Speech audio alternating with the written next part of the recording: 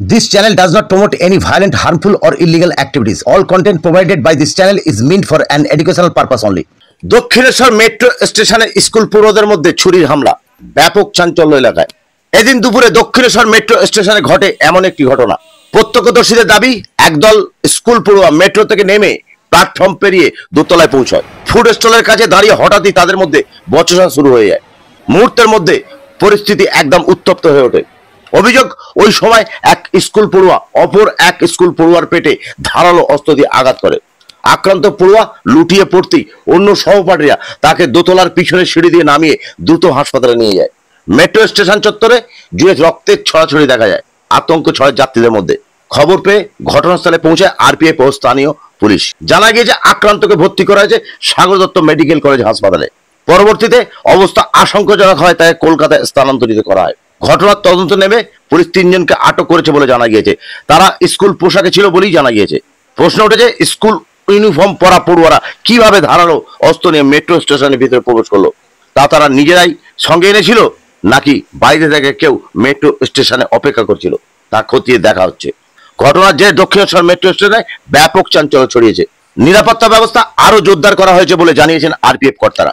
ঘটনায় যাত্রীদের মধ্যে সাময়িক আতঙ্ক দেখা দিয়েছে। যেখানে সব সময় রেল পুলিশ মোতায়েন থাকে, যাত্রীদের ব্যাগ চেক করেই ভেতরে প্রবেশ করতে দেওয়া হয়, সেখানে সকলের চোখের সামনে এমন একটা ঘটনা কিভাবে ঘটে গেল, তাতে যাত্রীদের মধ্যে ব্যাপক আতঙ্ক ছড়িয়েছে। আপনারা দেখছেন একটু খবরের সঙ্গে থাকুন এবং পাশে থাকুন।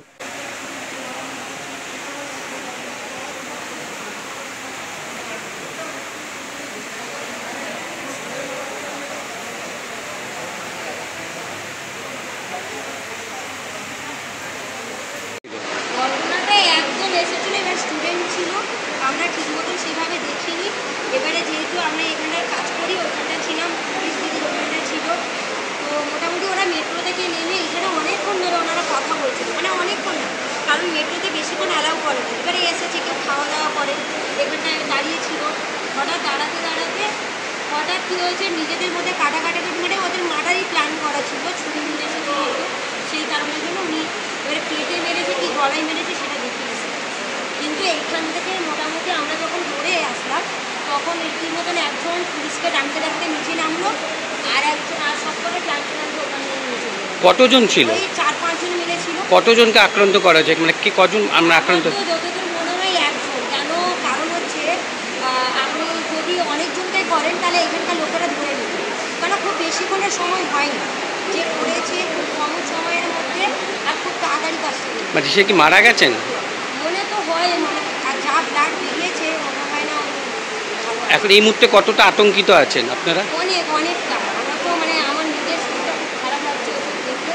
তো এই মুহূর্তে কি সিকিউরিটি বোর্ড মনে করছেন আপনারা? আমার তো মনেই হচ্ছে না, আমরা কোথায় গিয়ে সিকিউরিটি বোর্ড মনে করি। আপনার নাম ও আপনার পরিচয়? আমার নাম হচ্ছে রিঙ্কু পাত্র। আপনি এখানে কি করেন? আপনি এখানে কি করেন? আমি এখানে আমাদের চেয়ারম্যান দিয়েছে, মানে লরিয়ালই দিয়েছে, আপনার লরিয়াল কোম্পানির অ্যাসিস্ট্যান্ট কাজ করি। Thank you.